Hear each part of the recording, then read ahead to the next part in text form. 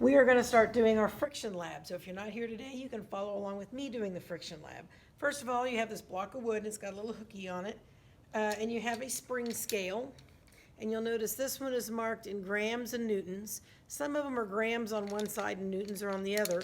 But we're going to measure in newtons because that's a measure of force. I'm going to hook this in right here. I'm going to put my 200-gram mass on.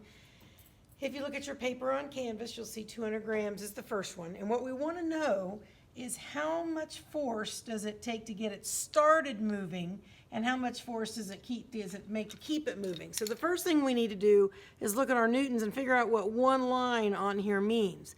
Well, there's 1, 2, 3, 4, 5 spaces, so each one is 1/10. So that'll help you read it.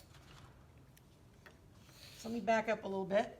I'm going to pull very slowly and see where it goes when it starts moving. Okay, it starts moving. Try it again. At 1.4 newtons. 1.4 newtons is what makes it start moving.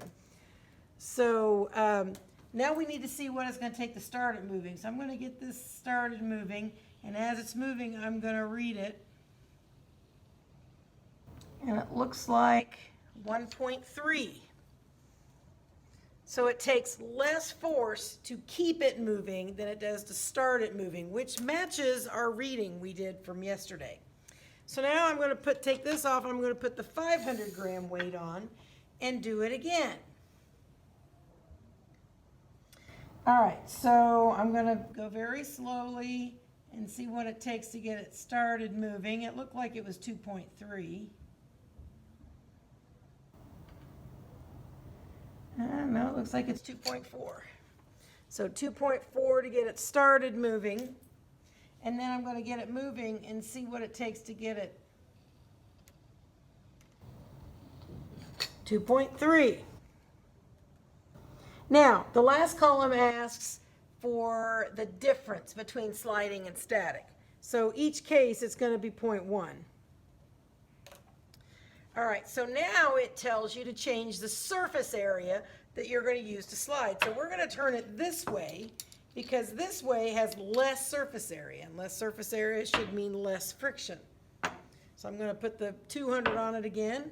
I'm going to do the exact same thing, see how much it takes to get it started moving. Okay, I get 1.4. Nope, I'm sorry, 1.2. I'm reading that thing wrong. And now I'm going to see how much it takes to keep it moving. 1.1. Now I'm going to try the 500 grams. You should be writing this on your paper on Canvas. How much does it take to get it started moving?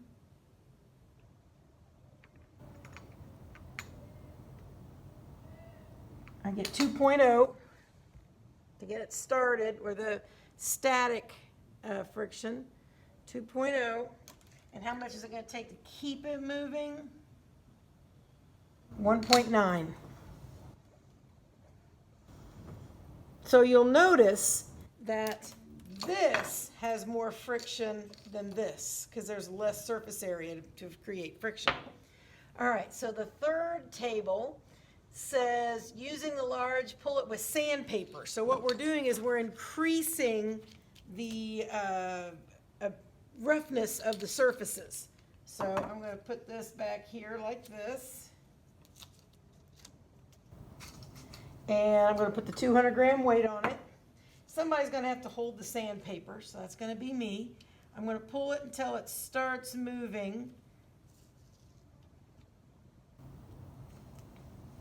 1.5. And how much does it take to keep it moving? Looks like 1.4. A little higher than without the sandpaper. Then I'm going to do the 500-gram weight. How much does it take to get it started moving? Ooh. It's a big difference. 3.0. to get it started moving, and to keep it moving, 2.6. All right, so scrolling down, now it's telling you to put the block on wheels. So I gave you a car to do this. They're testing rolling friction now. So I'm going to put the block on a car with a weight. How much does it take to get it started moving with 200 grams? Looks like about 0.3. Look how much less that is.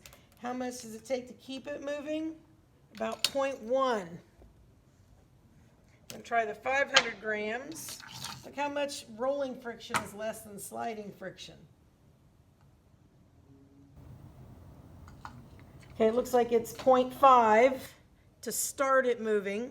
See what it is to keep it moving.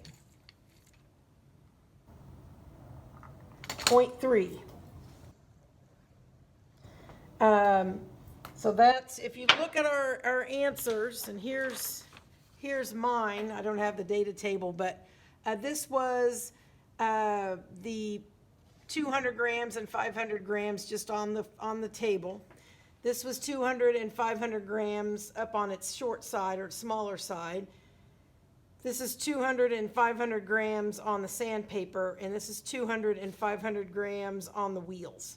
So you can see that the friction is less on the smaller side, and you can see that the friction is way less than any of them when you put wheels under it. And when you increase the roughness, the friction goes up. So you need to answer the questions at the bottom and submit.